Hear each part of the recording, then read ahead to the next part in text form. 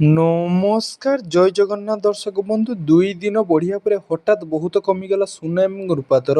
ସମ୍ପୂର୍ଣ୍ଣ ଖବର ଜାଣିବା ପୂର୍ବରୁ ଆପଣଙ୍କ ଭଲ ପାଇବା ସ୍ୱରୂପ ଭିଡ଼ିଓଟି ଗୋଟିଏ ଲାଇକ୍ କରି ଚ୍ୟାନେଲଟିକୁ ସବସ୍କ୍ରାଇବ୍ କରିଦିଅନ୍ତୁ ଏବଂ ନୋଟିଫିକେସନକୁ ପ୍ରେସ୍ କରି ରଖନ୍ତୁ। ଏହିଭଳି ଗୁରୁତ୍ୱପୂର୍ଣ୍ଣ ଭିଡ଼ିଓ ସର୍ବପ୍ରଥମେ ଜାଣିପାରିବେ। ଭିଡ଼ିଓଟିକୁ ଶେଷ ପର୍ଯ୍ୟନ୍ତ ଦେଖନ୍ତୁ। ତା ସହିତ ଆପଣ ଏହି ନ୍ୟୁଜ୍ଟିକୁ କେଉଁ ଜିଲ୍ଲାରେ ଦେଖୁଛନ୍ତି ଆମକୁ ତଳେ କମେଣ୍ଟ ମାଧ୍ୟମରେ ଜଣାନ୍ତୁ। ଚାଲନ୍ତୁ ଦର୍ଶକ ବନ୍ଧୁ ଖବର ଉପରେ ନଜର ପକାଇବା।